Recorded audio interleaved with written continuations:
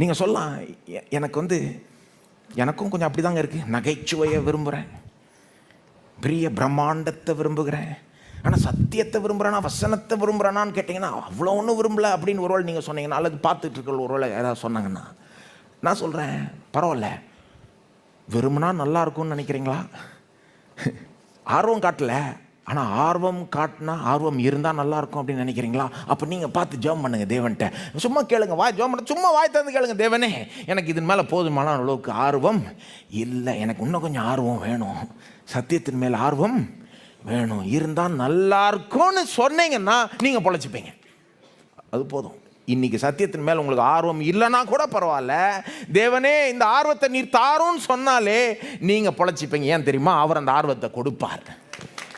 உங்களை சத்தியத்தின் மேல் ஆர்வம் இல்லாதவர்களுக்கு ஆர்வத்தை கொடுப்பார். ஆர்வம் வந்துருச்சுன்னா சத்தியத்தை நாடுவீங்க, அப்போ சத்தியத்தை தெரிஞ்சுப்பீங்க, அப்போ வஞ்சனைக்கு விழ மாட்டீங்க, வாழ்க்கையில் வெற்றி பெறுவீங்க. ஆனால் இதெல்லாம் கேட்டுக்கிட்டு, இல்லைங்க எனக்கு நகைச்சுவை தாங்க பிடிக்கும், எனக்கு பவர் தாங்க பிடிக்கும், அல்லது எனக்கு இதுதான் பிடிக்கும் அதுதான் பிடிக்கும், சத்தியெல்லாம் எனக்கு பிடிக்காது, பிடிக்கவும் வேண்டாம் போங்க, நான் இப்படி தான் இருப்பேன்னு சொல்லுகிறவர்களுக்கு நான் சொல்ல விரும்புகிறேன், நீங்கள் வஞ்சனைக்கு விழுவீர்கள். நீங்கள் மாறலைன்னா வஞ்சனைக்கு விழதான் செய்வீர்கள். இதை விட நான் தெளிவாக சொல்லவே முடியாது. சொல்லன்னு சொல்லக்கூடாது. யாருக்கு இது? சத்தியத்தின் மேல் விருப்பம் இல்லாதவர்கள் கிடையாது. எனக்கு சத்தியத்தின் மேல் விருப்பம் இல்லை, விருப்பமும் வேண்டாம் போங்க, அது இல்லாமலே நான் வாழ்ந்துக்கிறேன் அப்படின்னு சொல்லுகிறவர்கள் வஞ்சனைக்கு விழுவார்கள்.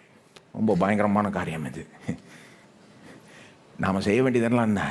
ஆண்டவரே சத்தியத்தின் மேலே எனக்கு இன்னும் ஆர்வம் தாரும், இன்னும் அன்பை தாரும், இவ்வளோதான். இதை சொல்ல முடியாதா? ஆனால் இது ரொம்ப சீரியஸான விவகாரம். ஏன்னா இந்த அப்ரோச் இல்லைன்னா, இந்த ஆர்வம் தான் நல்லாயிருக்கும், ஆர்வம் தாரும் அப்படின்னு இல்லைன்னா, எனக்கு ஆர்வம் வேண்டாம் போ அப்படின்னு இருந்தால் பிசாசானவனுடைய வஞ்சனைக்கு அப்படிப்பட்டவர்கள் விழதான் செய்வார்கள். அது அப்படிதான். ஏன் சொல்கிறேன்னா, அப்படி இருக்கிறவர்கள் பயப்பட வேண்டும், அப்படி இருக்கிறவர்கள் மாற வேண்டும், அப்படி இருக்கிறவர்கள் அப்படி இருக்கக்கூடாது என்பதனால தான் அப்படி நான் சொல்லுகிறேன்.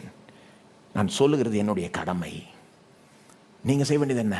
தேவனே சத்தியத்தின் மேலே எனக்கு ஆர்வத்தை தாரும், அவ்வளோதான். இன்றைக்கி சத்தியத்தின் மேலே ஆர்வம் இல்லைன்னா கூட பரவாயில்ல, ஆர்வம் தாரும் ஆண்டவரே. சொல்ல முடியுமா?